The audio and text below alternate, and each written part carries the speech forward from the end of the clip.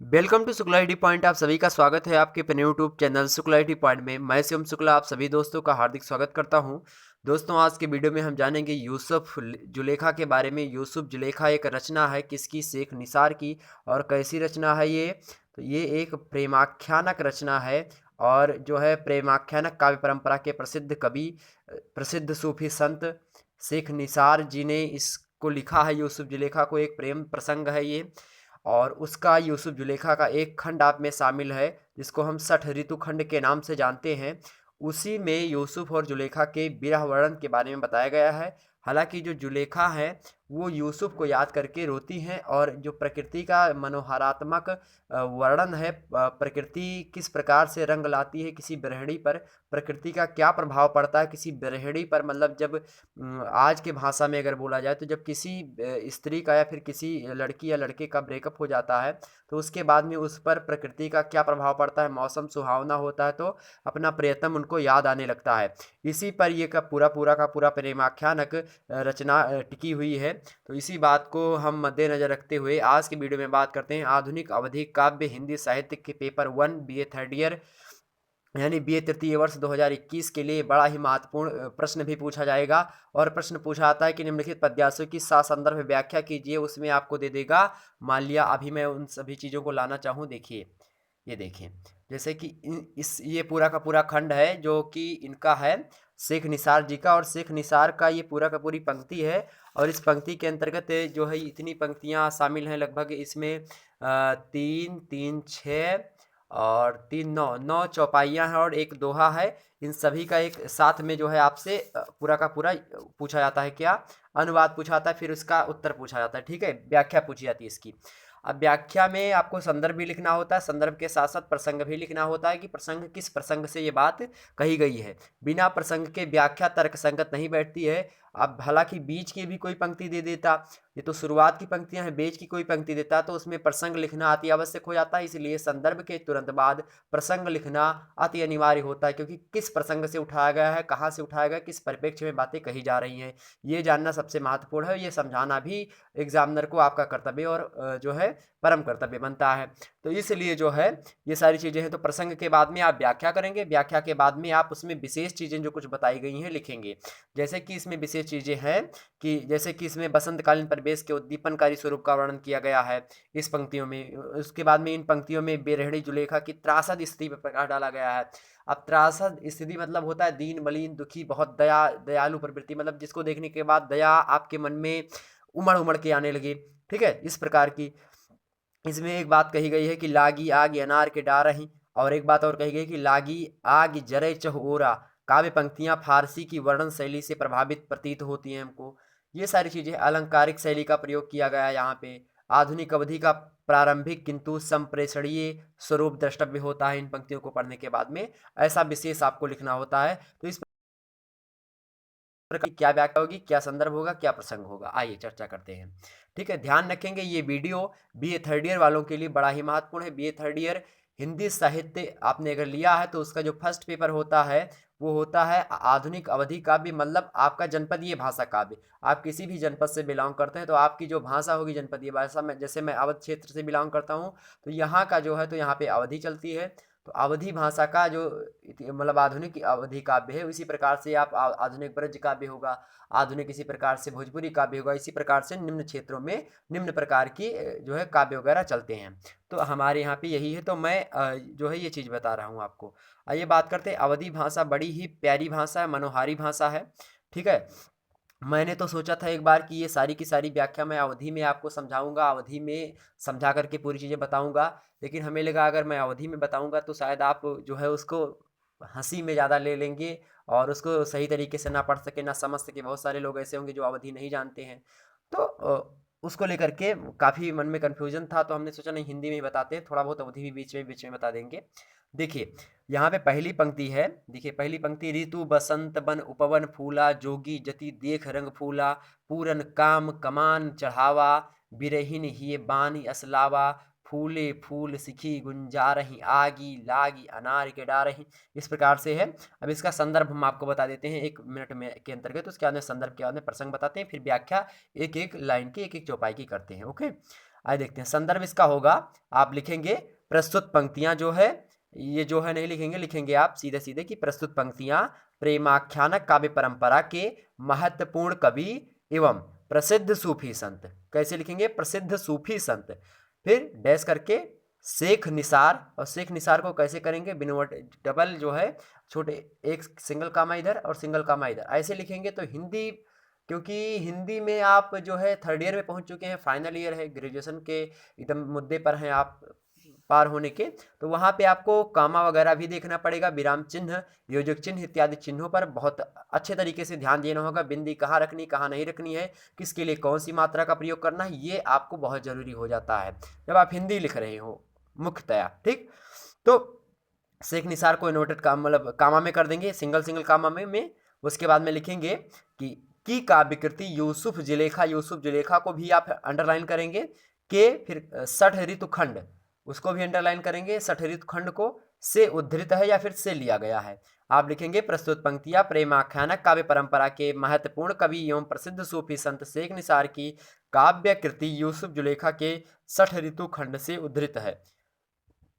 और ध्यान रखेंगे ऐसी और कोई नहीं मिलेगी जब जिसमें आपको ऐसा मिले, क्योंकि या तो इनकी जो भाषा है अवधि है तो ऐसी सेम भाषा लगभग उनकी थी। जब पुरानी परंपरा में आप जाएंगे, मलिक मोहम्मद जायसी की, उन्होंने क्या किया था, उन्होंने 12 मासा का वर्णन किया था, इन्होंने 60 ऋतु वर्णन किया है, ठीक है, और उन्होंने 12 मासा किया था, नागमती का वियोग वर्णन, और ये जुलेखा का वियोग वर्णन यहाँ पे कर रहे हैं। ठीक, तो सेम वैसी है और सेम वैसे ही सारी चीज़ें इसमें करी गई हैं, बस ये नहीं है कि 7 चौपाइयों के बाद एक दोहा आता है, इसमें दोहा भी आता है, कवित्व भी आता है, सोरठा भी आता है, और विभिन्न प्रकार की चीज़ें आती रहती हैं। ठीक है, मुख्य रूप से आप देखेंगे चौपाई, कवित्व और सोरठा, ठीक है, दोहा, ये 4 छंद प्रमुख रूप से इनके मतलब काव्य कृतियों में इसमें सठ ऋतु वर्णन में देखने को मिलते हैं। तो आप इसको भी विशेष में लिख सकते हैं। तो आपका संदर्भ हो गया। प्रसंग ये है कि प्रस्तुत पंक्तियों में बसंत ऋतु लग चुकी है, उसमें बिरहिणी जुलेखा, बिरहिणी मतलब होता है ब्रेकअप के बाद की स्थिति को, जो स्त्रियां होती हैं उन्हीं को बिरहिणी कहते हैं। फिर बिरहा, जब उनको बिरह वेदना के पेड़ उनके हृदय में चुभ रहे हों, उस समय की कंडीशन को, उस व्यक्ति को या फिर उस स्त्री को हम बिरहिणी कहते हैं। ठीक, जुलेखा, जो कि कौन है, जुलेखा है कि विरहजन्य अवस्था का मार्मिक चित्रण किया गया है। ठीक है, अब बसंत का ऋतु लग गया है, बसंत में आपको पता होता है कि विभिन्न प्रकार की चीज़ें, नए नए पुष्प हर एक चीज़ में उगाते हैं, हर तरीके से फूल वगैरह फूल जाते हैं, फल लगने लगते हैं वृक्षों में, पत्तियां आने लगती हैं, पतझड़ के बाद में बसंत आता है, तो बसंत के ऋतु में हरा भरा पूरा का पूरा वातावरण हो जाता है।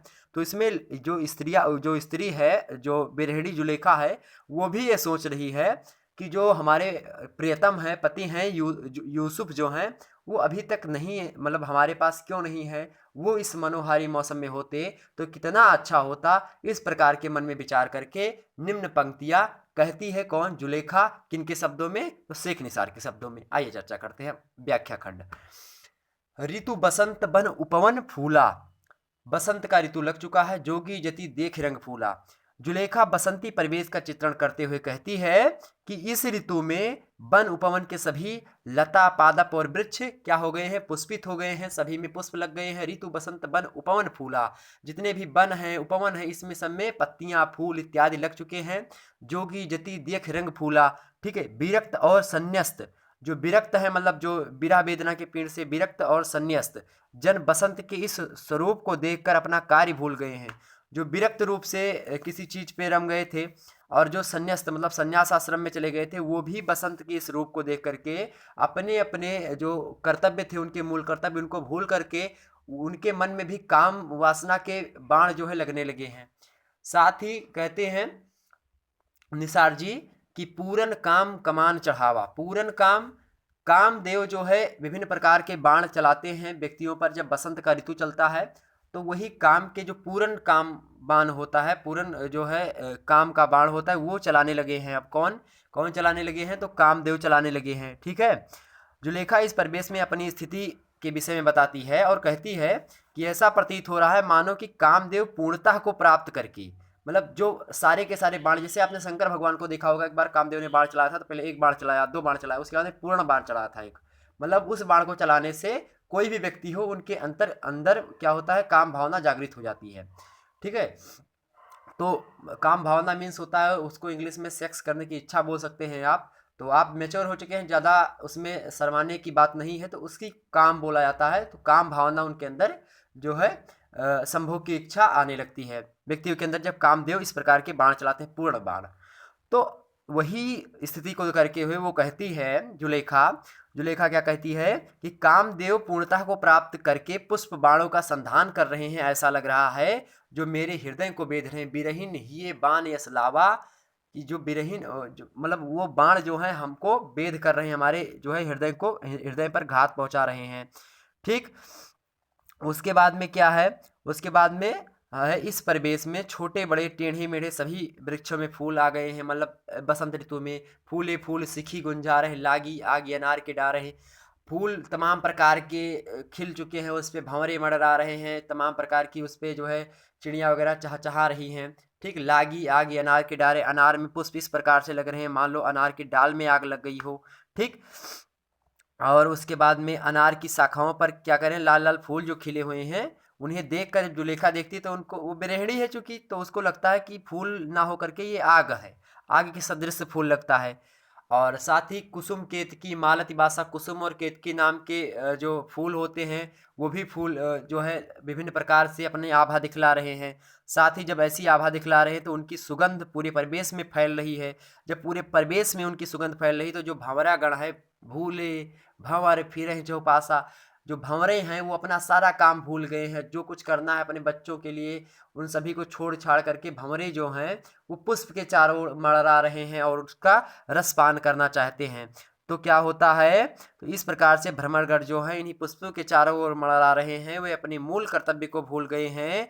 जुलेखा जो है इस उद्दीपनकारी तत्वों को देखकर दुखपूर्ण बाणी में क्या कहती है, कहती है कि मैं का करूं कहाँ अब जाऊं, मोह कह नहीं जगत मा ठाऊं। अब इस स्थिति में मैं कहाँ जाऊं, किसके पास जाऊं, क्या करूं। इस समय मेरे लिए पूरे संसार में, पूरे जगत में कोई ठाऊ मतलब जगह नहीं है कहीं पे। तो ऐसे अपनी देहाती भाषा में अगर कहना चाहे जुलेखा तो कहेगी कि अब हमारे खातिर यह दुनिया में कोनो जगह है मैं नहीं बची है जहाँ हम चली जाई, और अब का करी, का करे चाहिए हमें। यह प्रकार से जुलेखा सोचत थी और मन में विचार करती। ये अवधी भाषा में हमने अभी आपको बताया ये सारी चीज़ें। अवधी भाषा में इसी प्रकार से सारी चीज़ें हैं। तो अवधी भाषा मुझे पूरी तरीके से आती है क्योंकि मैं अवध प्रांत से हूँ, मुझे अवधी भाषा पूरी तरीके से आती है। ठीक है, इसी दिन जब और भी जो रमई काका वगैरह हैं जब उनको पढ़ाऊंगा तो और अच्छे से अवधी की मैं विस्तार से आपको बताऊंगा सारी बातें। ठीक, आगे टेसू फूल कीन्ह जो, टेसू फूल जो कीन्ह अंजोरा लागी आग जरे चहोरा। टेसू नामक फूल होता है, जब वो फूल मतलब जब फूल बनता है पूर्ण रूप से बड़ा सा, तो उसके जो उसका जो पुष्प का मतलब वो होता है पुष्प, जैसे आप गुलाब देखें तो गुलाब जब आप कहीं पे टार्च वगैरह उस पर लगाते हैं तो उससे प्रकाश निकलता है। तो उसी प्रकार से सूर्य की किरणें टेसू के फूल पर पड़ती हैं तो वहां से लगता है कि आग निकल रही हो, लागी आग जरे चहोरा। इस प्रकार से लग रहा है टेसू के पुष्प से पुष्पित होकर कि चारों ओर प्रकाश पर किरणित कर रहे हैं। इन्हें देखकर ऐसा प्रतीत होता है कि चारों ओर आग लगी हुई है, पूरा परिवेश ही जल रहा है। उसके बाद में तून तुन फूले और नीम फुलाने, तुन फूल गया, तुन मतलब फूल होता है, एक तुन प्रकार का फूल होता है, तो वो फूल गया। नीम में जो है नीम के उसमें फूल लग गया, उसके बाद में उसमें गूदे आने लगे नीम के पेड़ में। ठीक है, फलों में। तो इसी प्रकार से कि तुन और नीम भी पुष्प युक्त हो गए हैं। इसके अलावा अगर बात करें तो करन करबंद बास बसाने, करम और करबंद नाम के जो है करन और करबंद, ठीक, ये दो क्या है, ये भी खिल उठे हैं, ये भी पुष्प हैं। करन नाम का पुष्प है और करबंद, ये दो पुष्प होते हैं, ये भी खिल उठे हैं। इनकी सुगंध चारों ओर फैल रही है मित्रों। ठीक है, फिर त्याग फिरंग दुख दाहे कानन भवर संदेश सुनाए। जब इस प्रकार से बगीचे में भ्रमर गुंजार कर रहे हैं, इनकी यह गुंजार संदेश रूप से प्रतीत होता है। कानन भवर संदेश सुनाए, ठीक, पीतम भूल गए सुख पाई निर्मोही का दया न आई। मतलब कहती है कि जब ये सारी चीज़ें भंवरे जो होते हैं, जब मान लिया वहाँ से बाग से पुष्प आया, जब नीम का फूल और उसके बाद में करण करबंद का फूल, तृण का फूल, टेसू का फूल, उसके बाद में विभिन्न प्रकार के नाना भांति के पुष्प जब पुष्पित हो जाते हैं, उसके बाद में क्या होता है, जब वहाँ पे भंवरे चले जाते हैं तो भंवरे के परिवार वाले क्या सोचते हैं कि देखो ये पीतम भूल गए सुख पाही निर्मोही का दया नाई। इस प्रकार से भंवरा बताती हैं यूसुफ को और कहती हैं कि प्रीतम भूल गए सुख पाई, आपको तमाम प्रकार के पुष्प की सुगंध लग गई या फिर आपको विभिन्न प्रकार की के सुख प्राप्त हो गए, इसलिए आप हमें भूल गए हैं। तो कहती हैं कि प्रीतम भूल गए सुख पाई, जब किसी व्यक्ति को तुमसे ज़्यादा सुख मिल जाता है तो तुमको भूल जाता है। ये वास्तविकता है, 100% सही है। आप अपने दैनिक जीवन में देखा होगा आपने। अब खैर बीए में, आप अगर बीए थर्ड ईयर में हैं तो आप लगभग बहुत सारे ऐसे लोग होंगे जिनके कोई बॉयफ्रेंड गर्लफ्रेंड नहीं होते। बहुत सारे लोग होंगे, 50%, लेकिन 50% लगभग इनमें से होंगे जिनके बॉयफ्रेंड गर्लफ्रेंड पहले रह चुके हैं या फिर होंगे या फिर रह रहे इस समय। तो जब आपसे अच्छा उनको कोई मिल जाएगा, चाहे वो लड़का हो चाहे लड़की हो, तो वो आपको क्या करता है, निर्मोही का दया नहीं तो दया भाव सारा चीज़ खत्म हो जाता है और वो उस व्यक्ति से उसकी निगाह हटने लगती है, उस व्यक्ति को छोड़ देता है और इसी को आज के परिवेश में ब्रेकअप नाम दिया जाता है। तो वही सारी चीज़ें हैं। तो प्रीतम भूल गए सुख पाए, किसी व्यक्ति को यदि अपने प्रियतम से ज़्यादा सुख कहीं दूसरी प्रियतमा दे रही है या दूसरा प्रियतम दे रहा है तो पहले प्रियतम को छोड़ के दूसरे प्रियतमा के पास चली जाएगी। मान लिया आप किसी जो है चीज़ में नौकरी कर रहे हैं, किसी कंपनी में नौकरी कर रहे हैं, उसमें आपको 15,000 रुपये सैलरी मिल रही है। अब कोई बगल वाली कंपनी वाला आया, उसने कहा हम आपको 20,000 रुपये सैलरी देते हैं प्लस में रहने की सुविधा। आप कहेंगे 15,000 वाले को, भैया आप रखो अपना 15,000, मैं जा रहा हूँ 20,000 वाले के पास। तो 20,000 वाले के पास आप तुरंत चले जाएंगे और वहाँ पे रहने की सुविधा और आपको 20,000 तनख्वाह मिल रही है। तो इसी प्रकार से जो है शेख निसार जी कहते हैं कि प्रीतम भूल गए सुख पाई। और शेख निसार जी कहते हैं कि इसके शब्दों में, जुलेखा के शब्दों में किसको इंडिकेट करते, तो इसको यूसुफ को कहते हैं कि प्रीतम भूल गए सुख पाही निर्मोही का दया नाई, कि वो हमको भूल गए विभिन्न प्रकार के सुख पा करके, ठीक है। और प्रिय तुम्हें मतलब भूल गए हमको और हमारी याद तुमको तनिक भी नहीं आ रही है। उसके बाद में दोहा कि यह ऋतु चित कैसे हो रहे, सहाय बिरह के पीर, पुहपित देखी बसंत ऋतु कैसन सुधरे सुधीर। कहती है कि यह ऋतु चित्त कैसे हो रहा है, यह ऋतु ही ऐसा है, जो बसंत का ऋतु है ये ऐसा ऋतु ही होता है जिसमें चित्त जो होता है ये इधर उधर नहीं लगता। जैसे ऊधो मन न भये 10-20, कि मन एक हुतो तो गए सांवरे, एक ही था वो सांवरे के संग चला गया तो अब कहाँ बचा। तो इसमें जो होता है, जो चित्त होता है, मन होता है, चित्रवृत्ति, ये उसी के प्रति रम जाती है। क्या होता है कि बृहणी जुलेखा अंत में अपनी दशा का चित्रण करते हुए कहती है मित्रों कि इस मादक ऋतु में चित्त किस प्रकार स्थिर रहे और विरह की पीड़ा को यह कैसे सहन करे, जबकि बासंती परिवेश में सरबर्त फूल खिले हुए हैं और धैर्य धारण करना कठिन हो रहा है। जब चारों तरफ आप, अभी मान लिया एक कमरे में 2 लोग रहते हो, मान लिया ये छोड़ो 2 कमरे में रह रहे हो, आपके जीभ पर शक्कर रखी हो, आपके जीभ पर शक्कर रखी हो और ऐसा हो नहीं सकता कि आप उस शक्कर का स्वाद ना लें। तो इसी प्रकार से सारे परिवेश में वो वातावरण ही ऐसा बन चुका है कि उस वातावरण में विभिन्न प्रकार के पुष्प पुष्पित हो गए हैं और अलग अलग स्त्रियां अपने पुरुषों के पास है, अपने कंत के पास है, अपने पति के पास है और विभिन्न लोग अपने अपने प्रियतमा के पास हैं, अपना अपना जो है विभिन्न प्रकार के जो है प्रक्रियाएं कर रहे हैं।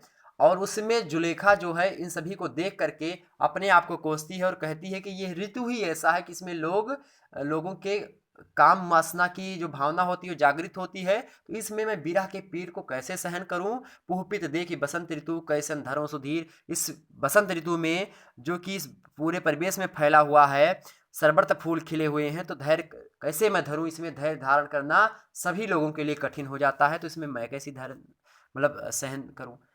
तो यही था इसकी व्याख्या खंड और इसके बाद में फिर हम दूसरी व्याख्या खंड भी लाएंगे इसके अलावा, ठीक है। तो ये इम्पोर्टेंट था, ये विभिन्न जो है अलग अलग पेपरों में पूछा गया, परीक्षा में पूछा गया, आपने देखा होगा। आप प्रीवियस ईयर का जब पेपर देखेंगे तो उसमें लगभग ये प्रश्न जरूर आपको मिलेगा, इसलिए इम्पोर्टेंट था, इसलिए हमने इसको बता दिया आपको। तो ये आप जो है बिल्कुल से याद कर लेंगे इसको, एक एक शब्द का मतलब आपको पता हो जाना चाहिए इसके अंतर्गत, ठीक है। अब इसमें कुछ विशेष आप लिख सकते हैं, जैसे प्रस्तुत पंक्तियों में बसंतकालीन परिवेश के उद्दीपनकारी स्वरूप का वर्णन किया गया है। दूसरा आप लिख सकते हो इन पंक्तियों में बिरहणी जुलेखा की त्रासद स्थिति का प्रकाश डाला गया है, फिर उसका वर्णन किया गया है। साथ ही लिखेंगे जैसे लागी आग अनार के डार हैं, लागी आग जरें चहोरा, ये सब फारसी शैली में प्रयोग की गई है, फारसी शैली से प्रभावित है ये दोनों पंक्तियाँ। साथ ही अलंकारिक शैली का भी प्रयोग हुआ है, दोहा छंद का प्रयोग, दोहा और जो है चौपाई छंद का प्रयोग हुआ है। आधुनिक अवधि का प्रारंभिक किंतु संप्रेषणीय स्वरूप द्रष्टव्य हुआ है। ठीक, तो पुराना का जैसे कि तुलसीदास, जायसी, इनसे कुछ प्रभावित है ये, लेकिन थोड़ा बहुत इसमें इनमें आधुनिकता आ जाती है। ठीक दोस्तों, फिर मिलेंगे हम इसी प्रकार से दूसरे वीडियो में। तब तक के लिए जय हिंद, जय भारत। वीडियो पसंद आई है तो प्लीज़ लाइक करें, चैनल को सब्सक्राइब करें, वीडियो को शेयर कर दीजिए सभी ग्रुप्स वगैरह में अपने।